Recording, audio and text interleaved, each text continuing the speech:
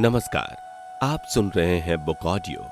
मैं हूं आपका दोस्त पल्लव और बुक ऑडियो पर प्रेमचंद की कर्म भूमि सुना रहा हूं। अध्याय 1। हमारे स्कूल और कॉलेजों में जिस तत्परता से फीस वसूली की जाती है, शायद मालगुजारी भी उतनी सख्ती से नहीं वसूल की जाती।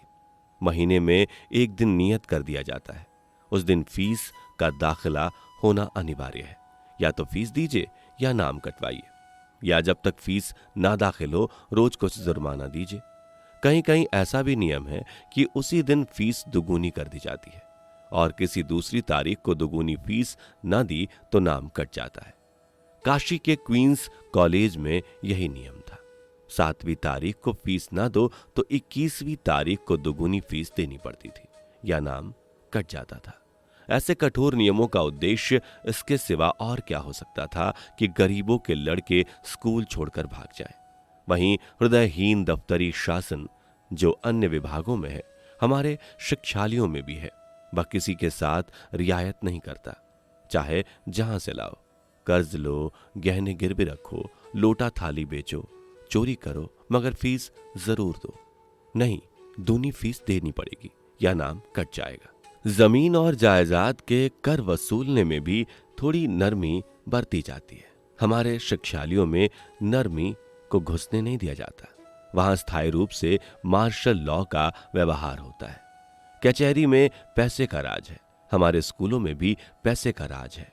उससे कहीं कठोर, कहीं निर्दय। ना आइए तो जुर्माना, सबक ना याद हो तो जुर्माना, किताबें ना खरीद सकिए तो जुर्माना, कोई अपराध हो जाए तो जुर्माना। शिक्षालय क्या है? शिक्षालय क्या है? जुर्मानालय है। यही हमारी पश्चिमी शिक्षा का आदर्श है, जिसकी तारीफों के पुल बांधे जाते हैं। यदि ऐसे शिक्षालयों से पैसे पर जान देने वाले, पैसे के लिए गरीबों का गला काटने वाले, पैसे के लिए अपनी आत्मा बेच देने वाले छात्र निकलते हैं तो आश्चर्य क्या है। आज वही वसूली की तारीख है। अध्यापकों की मेजों पर रुपयों के ढेर लगे हैं। चारों तरफ खन खन की आवाजें आ रही हैं। सराफे में भी रुपए की ऐसी झनकार कम सुनाई देती है। हर एक मास्टर तहसील का चपरासी बन बैठा हुआ है। जिस लड़के का नाम पुकारा जाता है वह अध्यापक के सामने आता है, फीस देता है और अपनी जगह पर आ बैठता है। मार्च का महीना है। इसी महीने में अप्रैल, मई और जून की फीस भी वसूल की जा रही है। इम्तिहान की फीस भी ली जा रही है। 10वें दर्जे में तो एक एक लड़के को 40 रुपए देने पड़ रहे हैं। अध्यापक ने 20वें लड़के का नाम पुकारा, अमरकांत। अमरकांत गैर हाजिर था। अध्यापक ने पूछा, क्या अमरकांत नहीं आया है? एक लड़के ने कहा, आए तो थे, शायद बाहर चले गए हों। क्या फीस नहीं लाया है? किसी लड़के ने जवाब नहीं दिया। अध्यापक की मुद्रा पर खेद की रेखा झलक पड़ी। अमरकांत अच्छे लड़कों में था। बोले, शायद फीस लाने गया होगा। इस घंटे में ना आया तो दूनी फीस देनी पड़ेगी। मेरा अख्तियार है, दूसरा लड़का चले। गोवर्धन दास? सहसा एक लड़के ने पूछा। अगर आपकी इजाजत हो तो मैं बाहर जाकर देखूं? अध्यापक ने मुस्कुराकर कहा। घर की याद आई होगी। खैर, जाओ, मगर 10 मिनट के अंदर आ जाना। लड़कों को बुला बुलाकर फीस लेना मेरा काम नहीं है। लड़के ने नम्रता से कहा, अभी आता हूं, कसम ले लीजिए जो होते कि बाहर जाऊं। यह इस कक्षा के संपन्न लड़कों में था। बाहर खिलाड़ी बैठा बैठकबाज हाजिरी देकर गायब हो जाता तो शाम की खबर लाता। हर महीने फीस की दूनी रकम जुर्माना दिया करता था। गोरे रंग का लंबा छरहरा शौकीन युवक था, जिसके प्राण खेल में बसते थे।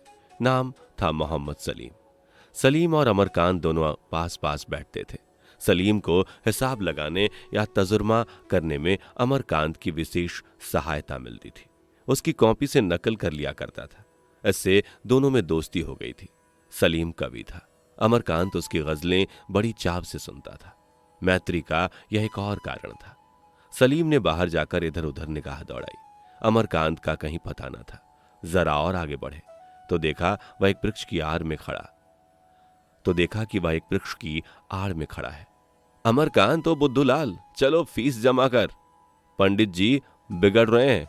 अमरकांत ने अचकन के दामन से आंख पोंछ ली और सलीम की तरफ आता हुआ बोला, क्या मेरा नंबर आ गया? सलीम ने उसके मुंह की तरफ देखा तो उसकी आंखें लाल थी। वह अपने जीवन में शायद ही कभी रोया हो। चौंक कर बोला, अरे तुम रो क्यों रहे हो, क्या बात है? अमरकांत सावले रंग का छोटा सा दुबला पतला कुमार था। अवस्था 20 की हो गई थी, पर अभी मस से भी नहीं भींगी थी। 14-15 साल का किशोर सा लगता था। उसके मुख पर एक वेदनामय दृढ़ता जो निराशा से बहुत कुछ मिलती जुलती थी, अंकित हो रही थी, मानो संसार में उसका कोई नहीं है। इसके साथ ही उसकी मुद्रा पर कुछ ऐसी प्रतिभा, कुछ ऐसी मनस्विता थी कि एक बार उसे देखकर फिर भूल जाना कठिन था। उसने मुस्कुरा कर कहा, कुछ नहीं। रोता कौन है? आप रोते हैं, और कौन रोता है? सच बताओ, क्या हुआ? अमरकांत की आंखें फिर भर आईं। लाख यत्न करने पर भी आंसू ना रुक सके। सलीम समझ गया। उसका हाथ पकड़कर बोला, क्या फीस के लिए रो रहे हो? भले आदमी, मुझसे क्यों ना कह दिया? तुम मुझे भी गैर समझते हो? कसम खुदा की, बड़े नालायक आदमी हो तुम। ऐसे आदमी को गोली मार देनी चाहिए। दोस्त से भी क्या गैरियत? चलो क्लास में, मैं फीस दिए देता हूं। जरा सी बात के लिए घंटे भर से रो रहे हो। वह तो कहो मैं आ गया, नहीं तो आज जनाब का नाम ही कट गया होता। अमरकांत को तसल्ली हुई, पर अनुग्रह के बोझ से उसकी गर्दन दब गई। बोला, पंडित जी आज मान न जाएंगे? सलीम ने खड़े होकर कहा, पंडित जी के बस की बात थोड़ी है, यह सरकारी कायदा है। मगर हो तुम बड़े शैतान। वह तो खैरियत हो गई, मैं रुपए लेता आया था, नहीं तो खूब इम्तिहान देते। देखो आज एक ताजा गजल कही है, पीठ सहला देना। आपको मेरी वफा याद आई। खैर है, आज यह क्या याद आई? अमरकांत व्यथित चिता इस समय गजल सुनने को तैयार न था, पर सुने बगैर काम भी तो नहीं चल सकता था।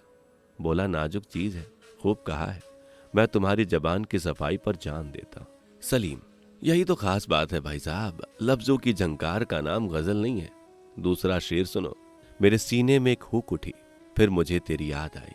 अमरकांत ने फिर तारीफ की, लाजवाब चीज है। कैसे तुम्हें ऐसे शेर सूझ जाते हैं? सलीम हंसा, उसी तरह जैसे तुम्हें हिसाब और मजमून सूझ जाते हैं, जैसे एसोसिएशन में स्पीचें दे लेते हो। आओ पान खाते चले। दोनों दोस्त ने पान खाए और स्कूल की तरफ चले। अमरकांत ने कहा, पंडित जी बड़ी डांट बताएंगे, फीस ही तो लेंगे। और जो पूछे अब तक कहाँ थे, कह देना फीस लाना भूल गया था। मुझसे ना कहते बनेगा, मैं साफ साफ कह दूंगा। तुम तो पिटोगे भी मेरे हाथ से। संध्या समय जब छुट्टी हुई और दोनों मित्र घर चले, अमरकांत ने कहा, तुमने आज जो मुझ पर एहसान किया है। सलीम ने उसके मुंह पर हाथ रखकर कहा, बस खबरदार, जो मुंह से एक आवाज भी निकाली, कभी भूल कर भी इसका जिक्र ना करना। आज जलसे में आओगे? मजमून क्या है मुझे तो याद नहीं। आज वही पश्चिमी सभ्यता है। तो मुझे 2-4 पॉइंट बता दो, नहीं तो मैं वहां कहूंगा क्या। बताना क्या है, पश्चिमी सभ्यता की बुराइयां हम सभी जानते ही हैं, वही बयान कर देना। तुम जानते होगे, मुझे तो एक भी नहीं मालूम। एक तो यह तालीम ही है, जहां देखो वहीं दुकानदारी, अदालत की दुकान, इल्म की दुकान, सेहत की दुकान। इस एक पॉइंट पर बहुत कुछ कहा जा सकता है। अच्छी बात है, आऊंगा।